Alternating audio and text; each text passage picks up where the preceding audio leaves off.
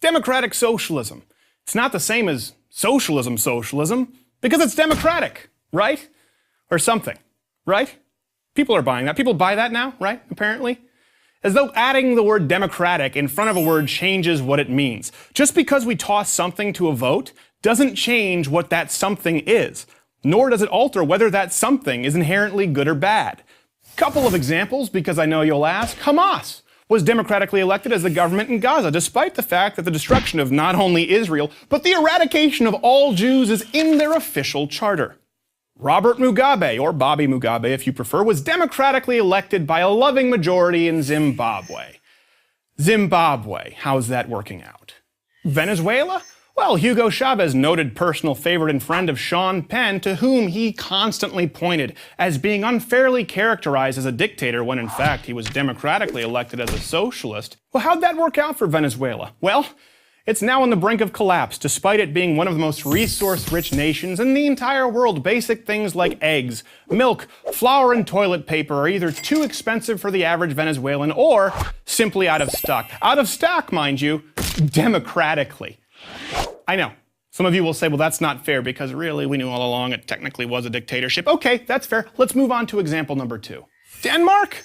Okay, here's the time where you point to an entirely homogeneous population about 1/60th the size of America's and you point to that as the blueprint. Okay, let's go there. This is a place where the middle class can't even afford a car because of the 180% new car tax. And the Prime Minister was so fed up with Americans pointing to it as a beacon for socialist success that he felt compelled to clarify, I would like to make one thing clear.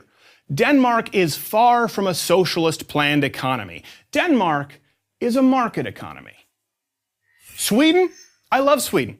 Okay, great bikini team, and thanks to that country, my armoire now doubles as a bookcase. Speaking of which, the founder of IKEA, let's be honest, the only really cool export from Sweden, aside from a few good hockey players, left Sweden because of the stifling high tax rate. So, Sweden, good place, not bad people, but a successful model for a viable economy in today's global market? Incorrect.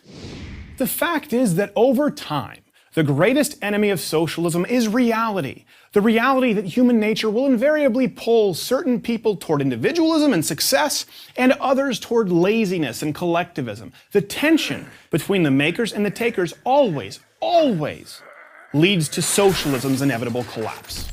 But I know that I can give you examples of failed socialist economies until I'm blue in the face, and you won't care.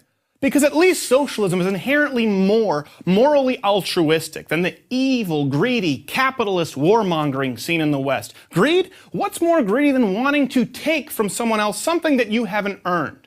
Unlike capitalism, free enterprise, which can only occur truly through voluntary transaction, socialism can only occur at gunpoint. That's what it comes down to. If you don't pay your taxes, once you get through the IRS and the auditing and the lawyers and the PR stunts, people make you give the government your money, an increasing amount of your money, the more successful you are, or they send in scary men with guns to take you away. Now, so long as the people having their stuff taken away at gunpoint are in the minority, and the majority feels that they'll get to benefit from more said taken stuff, you'll always be able to win that decision through a popular vote and claim the moral high ground through democracy. Putting the word democratic in front of your socialism doesn't make it any inherently more moral nor less violent. Did you get that? American wannabe socialists? Also, get a job. Please, like a real job. You'll probably have to shave first. I'm Steven Crowder for Prager University. To subscribe to our YouTube channel, click here. To help keep our videos free, donate here.